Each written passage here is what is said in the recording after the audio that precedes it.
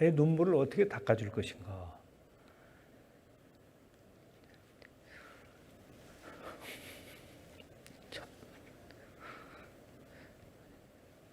정말 힘든 일이죠.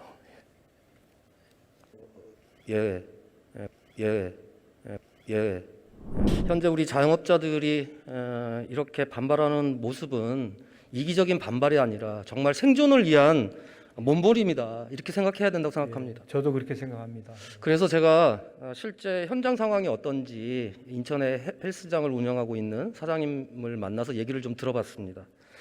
이 사장님이 운영하는 헬스장의 면적이 약 한 200평가량 정도 되고요. 임대료가 월 800만 원입니다. 그리고 관리비가 200만 원, 또 기구 관리하고 렌탈비가 200만 원이었습니다. 그러니까 인건비를 제외하고도 고정 지출이 월 1,200만 원입니다. 그런데 앞에서 얘기했듯이 정부의 지원은 1.9% 금리의 대출 지원과 그다음에 전기료 등 각종 공과금의 납부 기한을 연장해 주는 것, 그리고 이번에 직접 지원할 300만 원이 전부입니다. 만약 총리께서 헬스장을 운영하는 사장님이시라면 2달 가까이 이렇게 문을 못 열고 있는데 이런 지원금을 준다고 했을 때 반발하는 게 또 당연하지 않을까요? 총리님 어떻습니까? 충분히 이해도 되고 역지사지를 해보면 얼마나 힘들까 정말 그 눈물이 나죠. 그리고 최근에 이제 헬스장에 대해서 형평성 문제를 제기하니까 돌봄 기능을 하는 경우에 허용하겠다, 이렇게 얘기를 하셨더라고요. 저는 너무 안타까웠습니다, 총리님. 왜냐하면 실제 돌봄을 위해 자녀를 헬스장에 보낼 부모님들이 과연 얼마나 계실까요? 한마디로 얘기하면 배고픈 사람에게 못 먹는 감, 썩은 감 주는 격이라는 말씀이죠. 참 정부의 방역 지침을 정말 충실히 따라온 사람들입니다. 그러니까 죽게 생겼으니 살려달라고 요구하고 있는 것입니다. 그런데 이것은 헬스장만의 문제가 아닙니다. 정부가 무조건 상인들 문 닫을게 할 게 아니라 문을 닫아도 버틸 수 있는 실질적인 지원을 저는 해야 된다고 생각을 하는 거거든요. 총리님, 우리나라 헌법 제23조 3항에는 공공필요에 의한 재산권의 수용, 사용 또는 제한 및 그에 대한 보상은 법률로서 하되 정당한 보상을 지급해야 한다고 명시하고 있습니다. 방역이라는 공공필요에 의해서 집합 제한이나 집합 금지 명령을 내린 업종에 대해서는 정당한 보상이 지급되어야 한다고 생각하는데 총리님 어떻습니까? 우리가 거기에 대한 법을 가지고 있지는 않습니다. 그렇지만은 헌법 정신이나 또 세상 이치를 보면 그게 온당한 판단이죠. 그런데 이제 우리 정부로서는 현재 법과 제도가 없기 때문에 거기에 대한 대책을 내놓지 못하고 있는 것이고, 제가 알고 있기로는 관련해서 국회에서 이런저런 입법도 발의가 이어지고 있는 것으로 알고 있고, 또 대통령께서도 이분이 내고 있는 임대료가 800만 원이라고 그러시지 않았습니까? 800만 원. 그러니까 그 임대료를 영업을 하지 못하면서 부담해야 되는 자영업자의 눈물을 어떻게 닦아줄 것인가.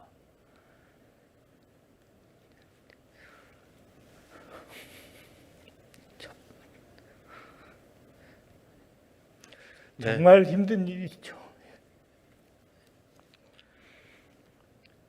총리님을 비롯한 모든 정부 부처의 관련 공무원들과 또 이 자리에 함께하고 있는 국회의원 모두가 함께 지혜를 짜내야 될 그런 시간이라고 생각을 합니다. 사실 해외 사례를 보면 일본의 경우에도 6개월치 임대료를 개인 사업자에게 3천만 원까지 지원하고 있고, 캐나다는 지난 4월에서 9월까지 긴급 임대료 보조금을 통해서 임대료 75%를 감면하고 50%는 또 정부가 부담도 했습니다. 미국과 독일의 경우에는 임대료를 연체한 이유로 임대차 계약을 해지하거나 강제 퇴거 절차를 개시할 수 없도록 하고 있습니다.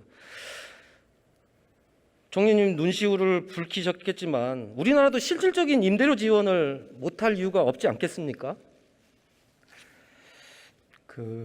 제가 이제 대통령님을 모시고 주례회동이라는 걸 합니다. 매주 월요일 날 업무 보고도 드리고 또 필요하면은 의견도 제시하고 지시도 받고 하는데 그 주례회동을 하는 기회에도 이 문제와 관련해서 대통령님께 말씀도 올리고 또 함께 걱정을 하기도 했습니다.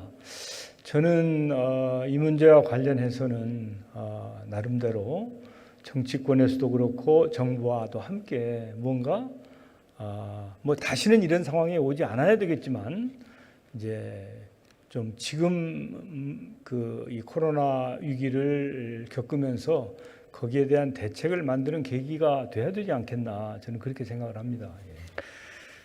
네, 우리 자영업자들이 체감할 수 있는 실질적인 지원이 꼭 필요한 상황이고요. 정부 스스로도 현재 코로나 상황을 전시 상황과 같다고 했습니다. 그러면 그에 맞게 긴급하게 조치할 필요가 있다고 본의원은 생각을 합니다. 그래서 제안을 드리면 지금 자영업자에게 절대적으로 필요한 임대료의 직접 지원 그리고 각종 대출에 대한 이자와 공과금을 면제해주는 조치가 필요하다고 생각합니다. 총리께서도 지금 국회의원 분들께서 이 임대료 면제 또 자영업자들 소상공인들을 위한 지원을 위한 입법 발의가 되어 있는 상황입니다만 언제 이 법이 통과될 때까지 지금 기다릴 수 없는 상황이기 때문에 제가 제안드리고 싶은 것은 대통령의 긴급 재정 경제 명령을 이제 발동해야 되는 거 아니냐. 이 대통령의 긴급 재정 경제 명령을 통해서 실질적인 임대료에 직접을 지원하고 그리고 각종 대출에 대한 이자와 공과금을 면제해야 되는 거 아니냐 이런 생각을 하고 있습니다. 혹시 총리께서는 대통령께 대통령의 긴급 재정 경제 명령을 건의하실 생각은 계십니까? 아까 제가 이제 주례회동을 말씀드렸는데 이제 그 자리에서 뭔가 우리가 정부가 임대료에 대해서 이걸 임대인에게만 다 맡길 수도 없고 임차인이 고스란히 떠맡아서도 안 되고 사실은 이런 상황 같으면 정부와 임대인과 임차인이 이렇게 함께 고통을 분담하는 게 현실적이지 않냐. 그래서 이제 이번에 3차 재난지원금을 결정할 때 원래는 작년도 예산 편성할 때 3조를 했었지 않습니까? 그런데 직접 지원만 5조 1,000억이고 또 다른 부대 여러 가지로 해서 9조 3천억을 만든 거란 말이죠. 이제 그런 것이 현재 상황에 대한 대통령의 인식 이런 걸 바탕으로 해서 그게 만들어진 겁니다. 그리고 이제 금방 말씀하시는 긴급 재정 경제 명령은 이제 원래 그게 두 가지 요건이 있거든요. 시급해야 되고 또 국회를 열 수 없어야 되는 조건이어서 현재는 이제 전시 사변도 아니고 국회는 언제든지 열 수 있는 상황이기 때문에 그 방법으로는 적절하지 않은 것 같습니다. 제가 보기에는 정부와 국회가 협치를 해서 같이 머리를 맞대고 방안을 만들어내는 게 바람직하다, 현실적으로. 그래서 현재는 이제 긴급 재정 경제 명령 요건을 충족하지 않고 있기 때문에 다른 대안을 좀 만들었으면 좋겠다는 생각이고요.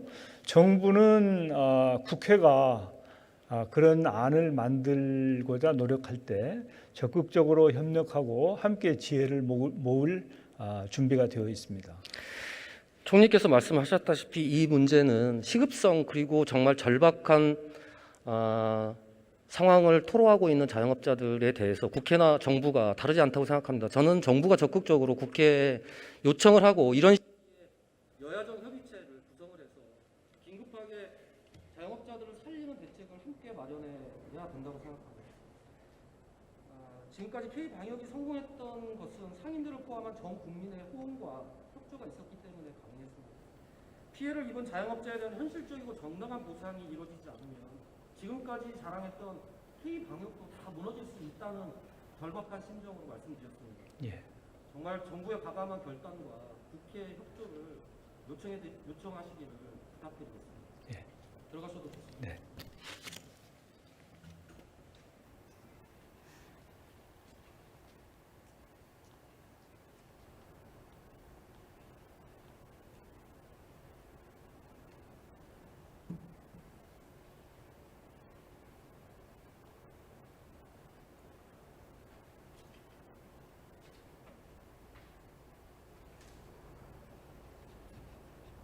문재인 대통령은 재난이 약자에게 더 빨리 오고 더 가혹하다며 사회적 약자 보호에 특별히 중점을 두겠다고 했습니다.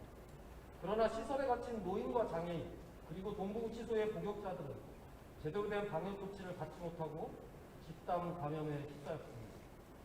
자영업자들은 한 달 임대료도 안 되는 300만 원의 단발성 지원금에 좌절했고 이제 더는 버틸 수 없어 정부의 방역 기준에 의문을 제기하고 나섰습니다.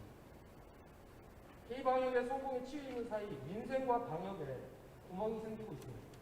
지금 이 길을 막지 못하면 K방역의 성공도 한낱 일정 충동에 그칠지 모릅니다. 정부가 위기 극복을 위해 보다 과감한 결단을 내려줄 것을 축구합니다. 끝까지 경청해 주셔서 감사합니다.